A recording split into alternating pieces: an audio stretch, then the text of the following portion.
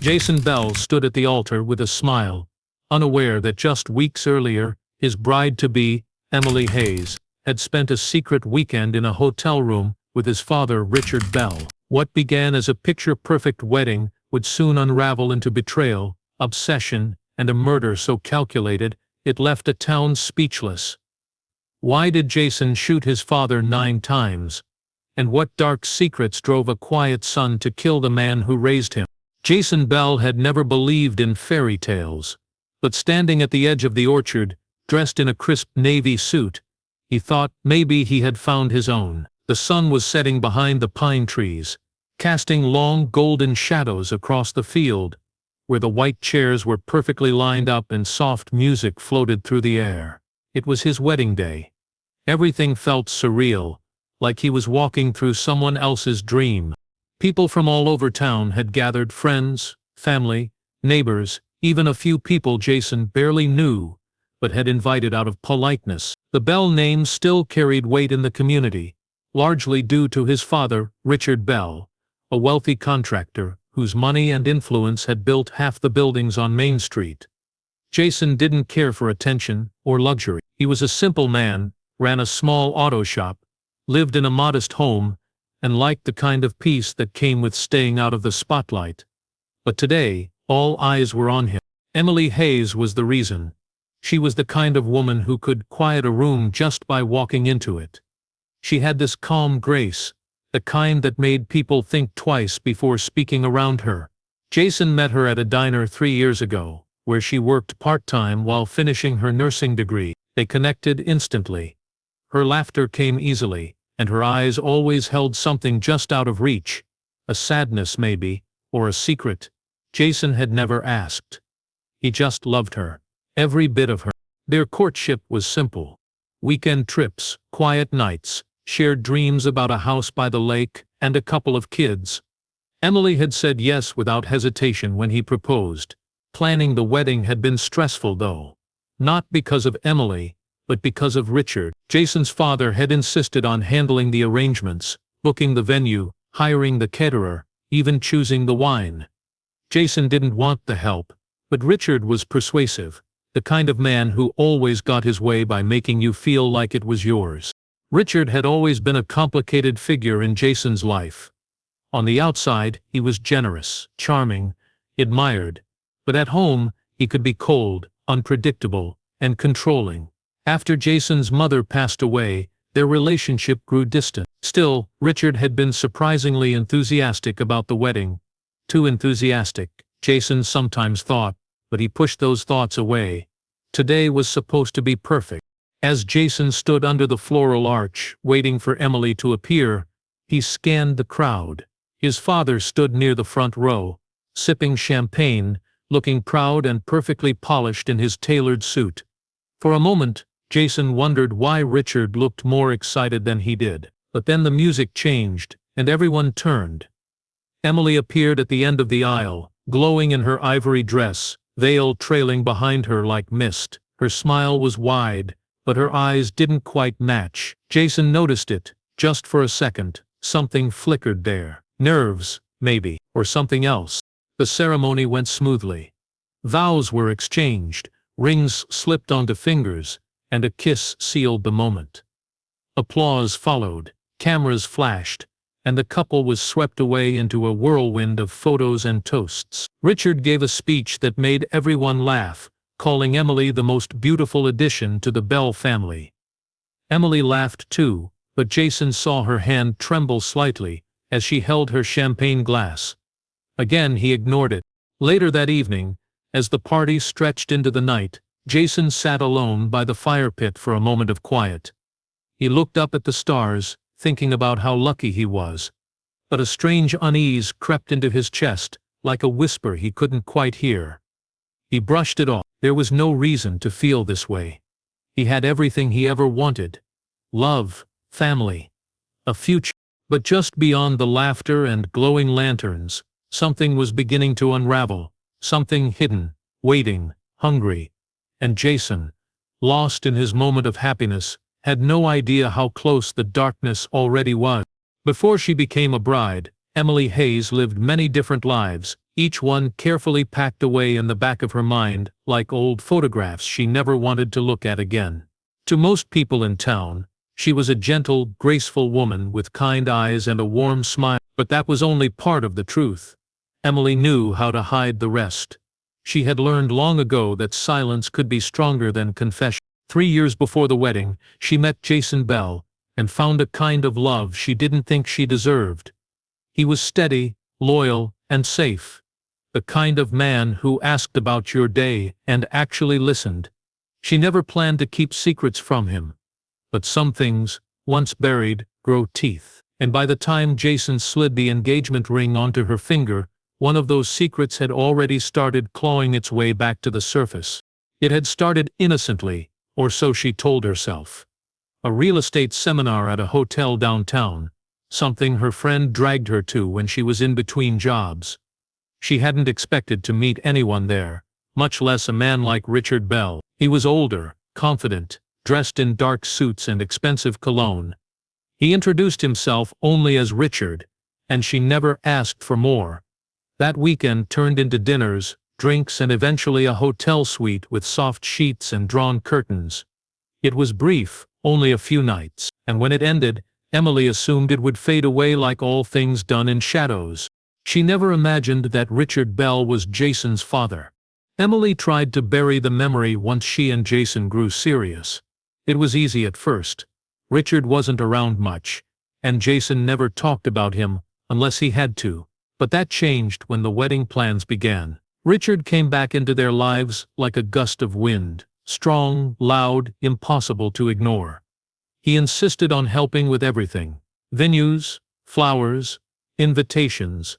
Emily tried to act natural, smile politely, avoid eye contact. But Richard knew. The moment their eyes met again at the first dinner with the Bell family, it was like time folded in on itself. He didn't look shocked. If anything, he looked amused, like he'd been waiting for this to happen. Emily's breath had caught in her throat, but she said nothing. She thought maybe he'd stay quiet, that he had too much to lose if Jason found out. But Richard didn't seem like the type to let things go quietly. In the weeks that followed, strange things began happening. Emily would find small notes in her purse with no signature. "Still beautiful," one had said. Another simply read, "Does he know?" At first she thought she was imagining it, but deep down, she knew exactly who was sending them. One night, she woke up to a missed call from an unknown number and a voicemail that lasted only 3 seconds. Breathing, just breathing. She couldn't tell Jason. She tried, 100 times. But how could she explain that the man helping pay for their wedding had once whispered to her in a hotel bed? How could she confess that their wedding wasn't just built on love, but on a lie she never meant to tell? Still, she thought she could manage it. Get through the wedding, build a new life, leave the past where it belonged. But guilt is a living thing. It watches, it waits, and no matter how tightly she smiled, how carefully she kissed Jason goodnight, it stayed just beneath her skin, always pressing, always whispering. What Emily didn't know, what she couldn't have known, was that she wasn't the only one holding a secret. Someone else was watching. Someone had already started pulling the thread, and once it snapped, everything she had built with Jason would come crashing down, dragging both of them into a nightmare she could never escape. The morning the ring disappeared, Jason Bell didn't think much of it. It was a quiet Tuesday, the kind that usually started with burnt toast and ended with him wiping grease off his hands at the auto shop. The sun had barely risen when he reached for his wedding band on the nightstand, only to find a faint indentation where it used to rest. He frowned, half asleep, checking the floor, the drawer, under the bed. It wasn't there. He assumed it had rolled off somewhere, maybe knocked over during the night. Emily was already at the hospital, working a double shift. He sent her a text, asking if she'd seen it. She replied hours later, saying no, she hadn't touched it. Still, Jason wasn't the kind of man to obsess over small things. He went about his day as usual, but a strange feeling followed him like a cloud. By the time he got home that evening, it was still gone. That's when he remembered the small security camera in their bedroom. Months ago, After a string of break-ins in the neighborhood, he had installed a tiny, motion-triggered camera, mostly to feel safer when Emily worked late. He had almost forgotten it was there. He sat on the edge of the bed, opening the app on his phone, scrolling through the overnight footage. Hours passed with nothing, just the steady green light of the camera blinking in the dark. Then at 3:14 a.m., the screen flickered, motion detected. The room was dim, but the camera caught everything in soft black and white. A figure moved across the screen. Tall, broad shoulders, careful steps. The person was wearing dark clothes, gloves. The face was turned away from the lens. Jason leaned in closer, breath held. The figure walked straight to the nightstand, paused and picked something up. The ring. Then just as quickly, they were gone. Jason watched the clip 5 times before the realization hit. The way the man moved. His build. The familiar little of his head. It was like looking at a reflection of someone he knew far too well. His father. Jason didn't want to believe it. Maybe it was a neighbor, or someone from town playing a twisted prank, but the gut doesn't lie. He knew that walk. He had seen it hundreds of times growing up whenever Richard entered a room like he owned it. Still, he needed more than suspicion. He needed truth. He drove to Richard's estate the next evening, pretending it was a surprise visit. Richard welcomed him with open arms, poured him whiskey, acted as though nothing was wrong. Jason searched his father's eyes for anything, guilt, amusement, something, but Richard was unreadable, polished. Smiling, the conversation drifted to work, football, meaningless chatter. Jason couldn't bring himself to ask. Instead he just stared at his father's hand, his left hand. No ring. But then Jason saw it. A small golden glint near the edge of the bookshelf, half hidden behind a photo frame. His ring. Jason left shortly after, saying nothing. The moment he got home, he pulled up the camera footage again, frame by frame. He examined the posture, the timing, even compared it side by side with an old video of Richard walking into a holiday dinner. Identical. The truth was setting in. Someone had broken into his home. Someone had stolen his wedding ring, and it wasn't just anyone. It was his own father. But why?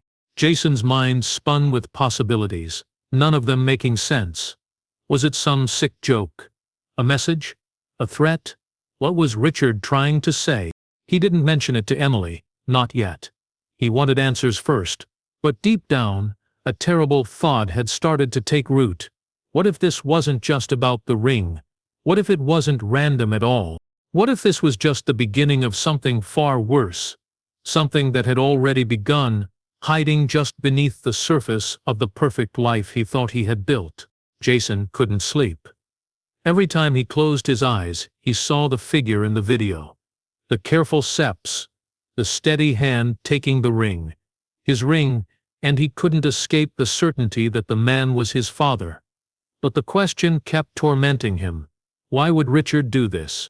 The next few days were a blur of unease. Emily noticed he was distant, quieter than usual. But Jason gave vague answers, blaming stress from work. He didn't want to tell her about the footage, not yet.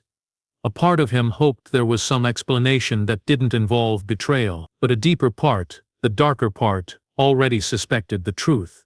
And it was hungry for proof. That proof came one night while Jason was sorting through a pile of unopened mail on the kitchen counter. Among the bills and junk was a printed hotel receipt, folded neatly in an envelope with no return address. He opened it out of curiosity, not expecting much. What he found made his stomach twist. It was a reservation for a weekend stay at the Rosemont Hotel, one of the most expensive places in the area. The suite was booked under the name R. Bell. 2 nights with champagne service, room service orders for 2, and a checkout date that stopped Jason cold. Exactly 3 weeks before the wedding. That same weekend, Emily had told him she was visiting her cousin out of town. He stared at the document for a long time, trying to make sense of it. It could have been a coincidence. There were plenty of Bells in the area, but when he looked closer, he saw the final receipt included Richard's personal business card number. the one Jason had memorized after years of watching his father flash it at dinners, meetings, and stores. The receipt even had a note, special request, no calls to room after 10. Jason's hands began to shake. The facts were aligning into a shape he didn't want to recognize. Richard had stayed in that room. He had paid for it. And he wasn't alone. It had to be Emily. Who else would it be? He went to the bedroom, quietly opened Emily's laptop, and searched her email. She rarely logged out. Tonight he was counting on that. His heart pounded as he typed Rosemont into the search bar. One result came up, an automated confirmation from the hotel, sent weeks before the booking. It was forwarded to her from another address. Jason clicked it. The sender's email was cryptic, but the signature at the bottom was clear. No last name, just an R, but he didn't need more. His chest burned as the puzzle began to complete itself in his mind. The missing ring, the hotel receipt, Emily's nervous smiles, Richard's smug expression at the wedding, the way he had toasted to welcoming someone unforgettable into the family. Jason had thought it was just a clever line. Now it felt like mockery. He felt like he was floating outside his body, watching his world shift in slow motion. Everything he believed in, his marriage, his father's sudden generosity, the life he had been building, it all felt like a lie dressed in white silk and expensive suits. But he still didn't confront them, not yet. He needed time. He needed to be sure. Jason deleted the email from Emily's inbox and put the receipt in his wallet. He didn't sleep that night. He sat in the dark, staring at the bedroom ceiling, listening to Emily breathe beside him. He wondered how long she had been pretending, how long Richard had been smiling to his face while sleeping with the woman he planned to grow old with. He felt the heat of something new rising inside him, not just betrayal, something colder. A quiet fury that didn't scream or shake, it waited. And it was starting to whisper things Jason had never thought himself capable of. Something had been stolen from him, and he was beginning to understand that he wouldn't rest until he took something back. The sky exploded with color that night. Bursts of red, white, and blue lit up the darkness as a 4th of July celebration reached its peak. Music played loudly across the Bell family ranch, and laughter floated over the hills. Guests clinked glasses, danced on the back patio, and admired the fireworks streaking over the trees. No one could sense what was coming. No one saw the storm brewing just beneath Jason Bell's calm exterior. Jason moved through the crowd like a shadow, greeting people with a polite smile, his hands steady, his eyes shape. In one pocket, he carried the hotel receipt, now folded and creased from days of rereading. In the other, he carried something heavier, a 9mm pistol. He had picked it up earlier that morning from the safe in his shop, loading it with practiced hands, 9 rounds. One for each lie he had uncovered, one for each night he spent staring at the ceiling, drowning in betrayal. He watched from the edge of the crowd as his father held court near the grill, laughing too loudly, telling old stories to a group of guests hanging on every word. Richard Bell looked like the perfect host, polished, confident, untouchable. But Jason no longer saw a father. He saw a man who had crossed a line so deeply buried in blood and trust that nothing could ever be repaired. Jason's eyes drifted to Emily, who stood under the string lights, sipping wine and laughing with some neighbors. Her hair shimmered in the glow, her white summer dress fluttering in the warm wind. She looked happy, free, and for a moment, Jason questioned everything. Was it all in his head? Could he have misunderstood the signs? Could this night still end without blood? But then Richard looked across the lawn and caught Jason's gaze.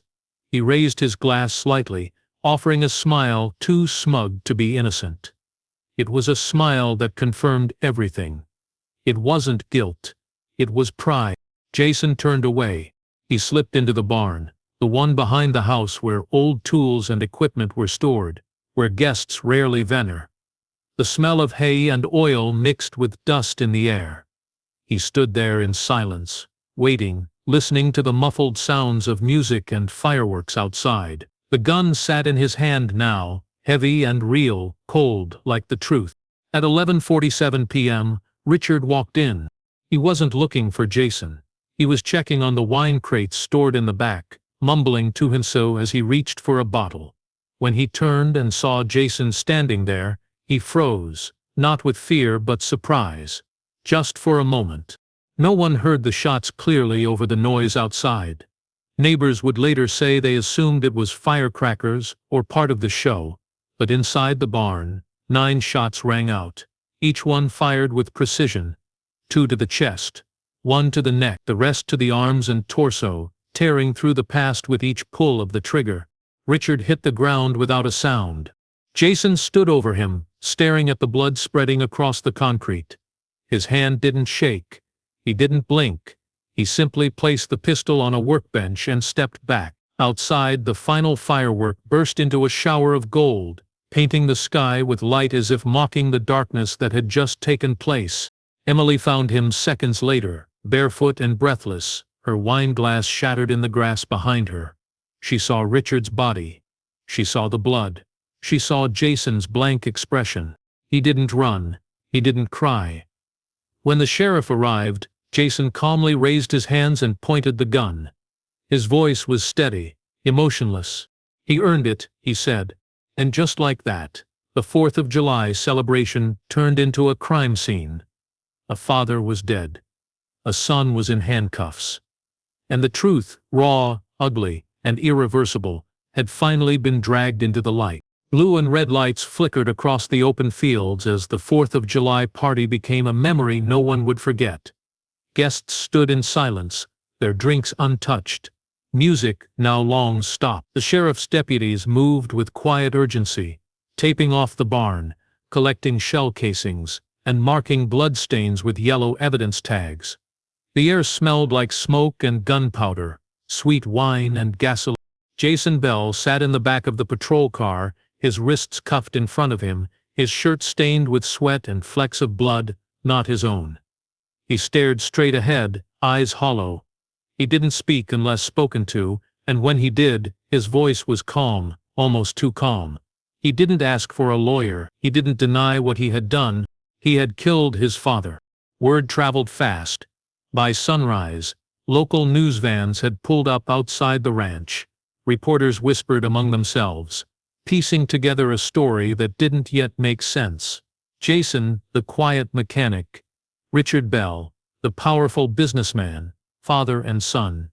A wedding just weeks before, a beautiful bride, and now a murder. Inside the sheriff's office, Emily sat hunched over in a chair, eyes red, hands trembling. She hadn't changed out of her white dress. The hem was muddy, her mascara smudged, her silence deep. She refused to leave until she could see Jason, but the deputies kept her separate. They had questions, so many questions. Why would he do this? Did he say anything before the shots? Had she noticed anything strange? Emily answered what she could, her voice barely above a whisper. No, she hadn't seen it coming. Yes, Jason had been distant, but she thought it was stress. No, Richard hadn't mentioned anything unusual. She didn't tell them about the past, not yet. She couldn't bring herself to say it out loud. Jason's lawyer was appointed within hours, a weary man named Kent Marlowe, who had handled more DUIs than murder charges. He sat across from Jason in the holding cell, his tie loosened, his eyes scanning the arrest report. He asked questions, trying to understand the motive. Jason offered only one phrase. Again and again, it was personal. The police recovered the weapon. 9 shots fired, all accounted for. A registered firearm, legally owned. The crime scene was clean, no signs of struggle. It looked less like a sudden outburst, and more like a decision deliberate, final. In the days that followed, the town wrestled with the headlines. The papers called it a family tragedy, and a brutal end to a legacy. Jason's friends were stunned. Neighbors offered theories: jealousy, money, madness. Some speculated about business disputes. No one guessed the truth. No one imagined the betrayal that had ignited everything. At the courthouse, Emily was subpoenaed to testify before the grand jury. Her hands shook as she stood under the fluorescent lights, staring out at a room full of strangers. The prosecutor asked her about her relationship with Jason, about the night of the shooting, about Richard Bell. Then came the question she had feared. Did you ever have a personal relationship with the victim outside of family connection? Silence. A beat passed. Then another. Yes, she said finally, voice cracking. Before I knew who he was. Before I met Jason. The courtroom murmured. That moment became the headline. Not the shooting. Not the trial. The affair. Suddenly, everyone knew. The truth had finally clawed its way out, tearing through what little dignity remained. Jason was formally charged with first-degree murder. The judge denied bail. Emily tried to visit, but he refused to see her. Her letters went unread. She stopped trying after the third week. What none of them knew, what Jason never said, was that this wasn't about revenge anymore.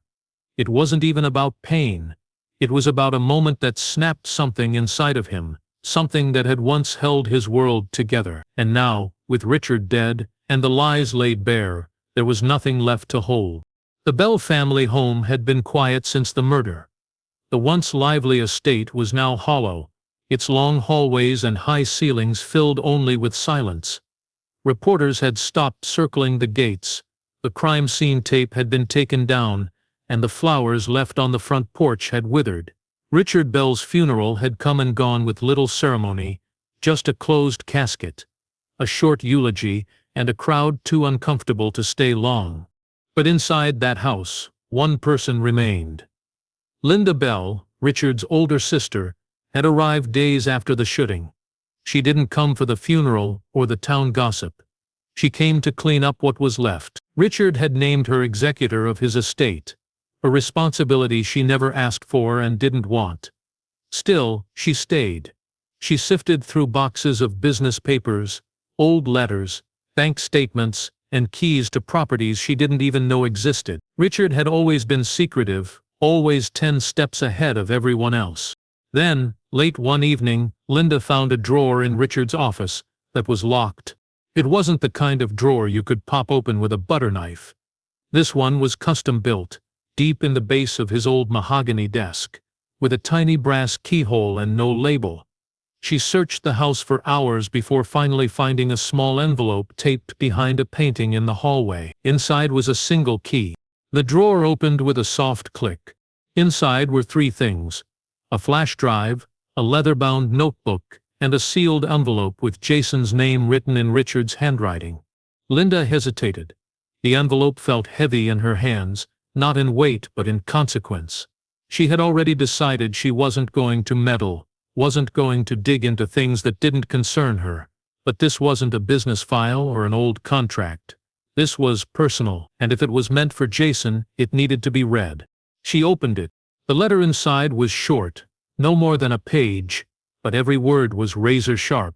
Richard admitted to the affair. Not just once, but several times over the course of months. He described it without shame or remorse, but with a kind of cold calculation.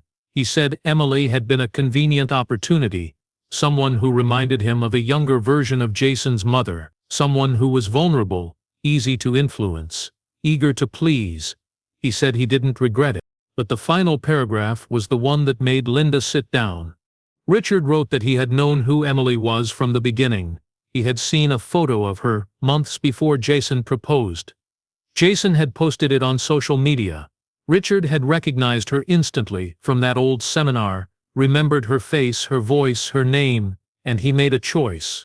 He pursued her again, not by accident, not by fate, but on purpose. It wasn't lust, it was revenge. Richard wrote, "He humiliated me. That boy cost me my largest contract when he exposed my company's bookkeeping errors. I lost millions, and no one ever questioned how a mechanic figured it out. But I never forgot. And when I saw her, I knew I could break him." Linda folded the letter slowly, her hands shaking. She had known her brother was capable of cruelty, but this was different. This wasn't business. This was targeted, planned, predatory. She didn't know what to do with the letter at first. Should she deliver it to Jason's lawyer, the press, Should she bury it like so many of Richard's other sins? In the end, she brought it to the prison and handed it to Jason during her first visit. He read it in silence, his eyes never lifting from the page. When he was done, he said nothing. He didn't scream, he didn't cry. He folded the letter once, tucked it into his pocket, and looked through the glass at nothing. For the first time since his arrest, Linda saw something crack in his expression. Not sorrow, not rage. Relief. He finally knew the truth. Jason Bell's sentencing day arrived under a gray, overcast sky. Rain tapped gently against the courthouse windows as people filed into the gallery, curious to witness the final chapter of a crime that had gripped the town for weeks. The room was packed, local reporters, former friends, distant relatives, all watching with hushed breath as the man who once stood under a wedding arch now stood in shackles before a judge. Jason wore the same blank expression he'd carried since his arrest. Neither remorseful nor angry, just empty. He had pleaded not guilty, but not out of denial. His lawyer had pushed for a psychological defense, arguing that betrayal of such magnitude had fractured something deep inside Jason's mind. But the evidence was overwhelming. The footage, the weapon, the witness testimony, even the letter Richard had written while damning in motive, was not enough to undo the fact that Jason had waited, planned, and pulled the trigger 9 times. Before the sentence was read, Jason was offered the chance to speak. He stood slowly, looked around the room, and then looked straight ahead, his voice calm. "There's nothing I can say to change what happened," he said. "He took something from me that can't be returned. I lived my life trying to stay in the shadow of a man who never really loved anyone but himself. He took the one person I believed in, and he turned her into a weapon. I don't ask for forgiveness, I just ask that you remember I didn't start this, I just ended it." Silence followed. Even the judge looked momentarily caught off guard. Then came the sentence. 22 years in prison. No parole for the first. Emily was not present that day. She had moved out of town just 2 weeks after the murder, unable to face the whispers, the questions, or her own reflection. Her name had been dragged through every local paper, every online forum. Some painted her as a victim, others as the root of everything. Neither label felt true to her. She had made a mistake, one that spiraled into something monstrous. But it was Richard who had pulled the strings, not her. At least that's what she told herself on sleepless nights. She wrote Jason once more, months later. The letter was never answered. Jason settled into prison life quietly. He didn't cause trouble.